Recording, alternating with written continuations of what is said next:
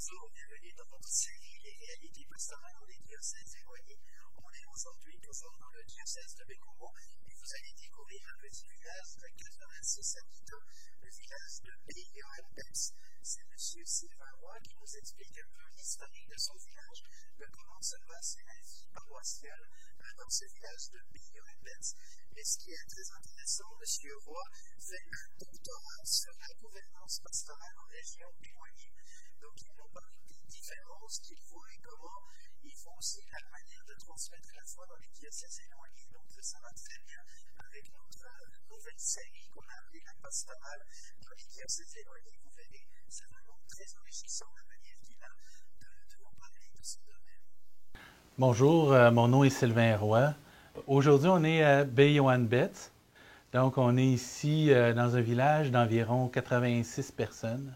La vie paroissiale s'organise autour de notre équipe locale qui a été formée en 2014. Mais si on remonte un peu plus loin, depuis le début de la desserte paroissiale ici, il n'y a jamais eu de prêtre résident. Il n'y a jamais eu de prêtre résident. Donc, les prêtres qui desservaient, ils appelaient ça à l'époque la mission de Béyoan-Betz, c'était des prêtres soit de Natashquan, qui résidaient à Natashquan, donc qui venaient au départ en autoneige, en avion, ou encore c'était plus récemment des prêtres qui résidaient à Aguaniche. Donc là, depuis l'arrivée de la route, c'était plus facile. Donc ici, en tant que tel, il n'y a jamais eu de prêtre qui résidait. Donc, c'était les gens du village qui organisaient la vie pastorale, la vie paroissiale. Il y a eu des institutrices qui l'ont fait. Il y a eu une personne célèbre qu'on entend parler souvent, c'est Sœur Collard, donc qui a beaucoup fait au niveau de la pastorale. Mais chaque fois qu'il y avait l'occasion, il y avait une célébration de la parole à chaque dimanche. Il n'y a jamais eu des moments où est-ce que la paroisse n'a pas eu de rassemblement pour la prière dominicale de préférence. Donc, puis même moi, depuis que je suis ici, il y a eu de grands moments où est-ce que la paroisse n'avait pas de prêtre parce que le prêtre qui desservait ici est décédé, le père Michel Legros, un oblat de Marie Immaculée. Quand il est décédé, bien, il y a des grands bouts où est-ce qu'il n'y avait pas de prêtre qui venait ici. Donc, c'est nous qui organisions les célébrations de la parole, les soirées de prière. Il y avait même des heures d'adoration que le diocèse avait autorisées, que c'est nous qui préparions les heures d'adoration, parce que c'était important pour les gens de se rassembler, c'était important pour les gens d'être ensemble pour prier. J'entends toujours la voix de Mme Anne-Marie, qui est une des membres de l'équipe locale de pastorale, qui dit « L'important, c'est la prière communautaire. » Puis le communautaire, c'est vraiment de s'assembler, d'être ensemble pour faire face à ce qui nous arrive humainement, mais en même temps être ensemble pour aller porter ça au Seigneur. Donc, il y a une théologie qui se cache derrière ça, là. Je dirais que c'est l'idée de, un peu comme dirait l'adage populaire, l'union fait la force, mais c'est de se sentir solidaire autant de nos besoins, de nos cris spirituels que de nos cris humains. Puis je pense que c'est ça qui fait la force d'un village. Je l'ai dit, on est 86, puis on a toujours notre paroisse. On a toujours une école, même s'il y a 4 élèves présentement à l'école, on a un magasin, on a une coopérative, puis c'est justement, je pense que ça dit beaucoup sur notre façon de vivre. C'est une coopérative qui est notre marché d'alimentation et notre poste d'essence. Donc, c'est vraiment le fait de se tenir ensemble qui rend le milieu aussi vivant, puis qui fait que ce milieu-là a réussi à durer dans le temps. Mais à travers tout ça, il reste quand même des défis parce que, un peu comme partout, c'est beaucoup le bénévolat qui fait qu'on peut garder ça vivant, qu'on tient ça, je dirais des fois même à bout de bras. Moi, je suis originaire de Sherbrooke.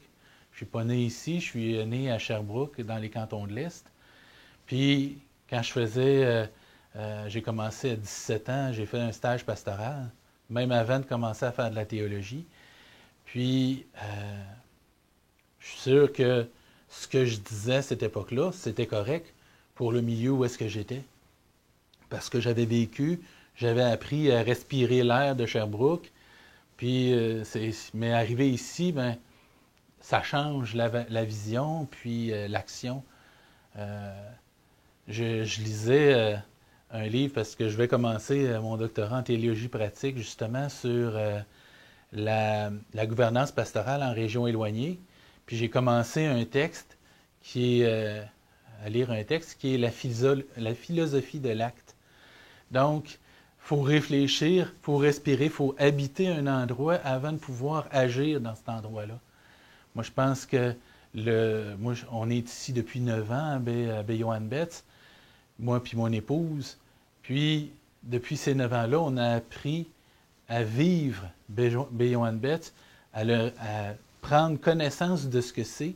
Puis après ça, même, c'est sûr que depuis 9 ans, quand même, je suis en action en pastoral, mais mon action s'est modifiée, s'est transformée parce que justement, j'ai appris à être sur le terrain, à être avec les gens, à mieux les connaître.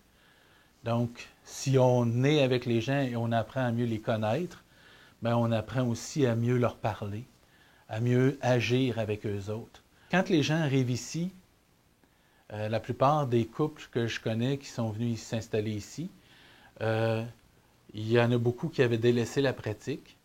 Donc, c'est de voir une façon de les rejoindre quand même. Puis aussi, ils sont venus ici pour comme casser les horaires. T'sais, il y avait comme une liberté qu'ils venaient chercher. Puis c'est sûr que quand on s'organise, là, puis on fait nos célébrations, puis ben là, c'est comme comment je dirais ça, un carcan qu'on impose. Fait que c'est pour ça, moi, puis d'ailleurs, j'ai commencé à le faire dans ce sens-là. On écrit dans le feuillet paroissial, comme au début de l'année scolaire, j'avais fait une prière pour le début de l'année scolaire que les familles pouvaient faire ensemble. Puis, j'avais composé une bénédiction pour le matériel scolaire. Donc, que la famille pouvait, soit le père, la mère ou tout le monde ensemble, bénir le matériel scolaire. Puis, ce que j'ai fait, parce que souvent le feuillet paroissial, ben, c'est ceux qui viennent à l'église, qui l'ont, puis finalement, c'est un cercle vicieux parce que ceux qui viennent pas l'ont pas, puis là, tu as écrit une affaire comme ça, puis là, tu te dis, ils l'auront même pas. Ben, on se connaît assez bien, c'est ça qui est l'avantage du petit milieu, du milieu restreint, c'est qu'on se connaît très bien.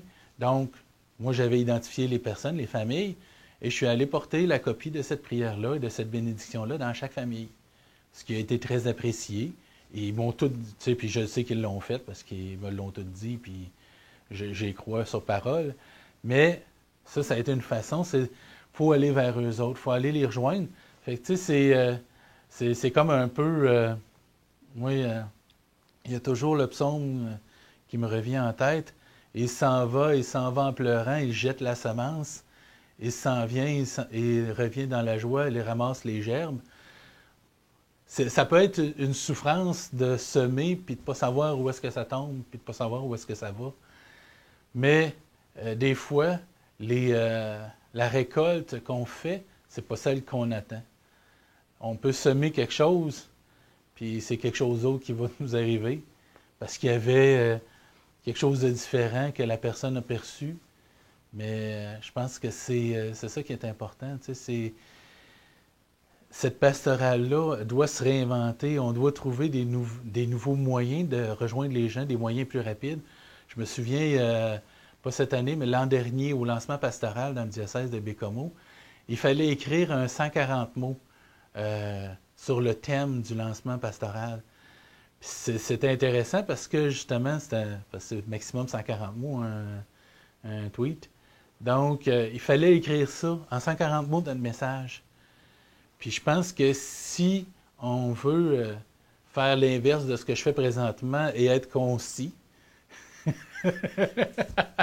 on peut arriver à rejoindre les gens en peu de mots, mais qui sont efficaces. Je pense que quand on parle de gouvernance pastorale, la chose aussi que je veux étudier, c'est, parce que moi c'est un doctorat en théologie pratique, donc je vais venir sur le terrain ici, dans l'Est de la Méganie, un peu faire comme vous faites là, pour recueillir des témoignages, des choses sur la pratique, sur ce qui se passe, puis voir un peu comment est-ce qu'on pourrait, je dirais, théoriser ou rendre quelque chose comme des nouveaux ministères ou des choses qui pourraient être plus appropriées à ce qui est vécu.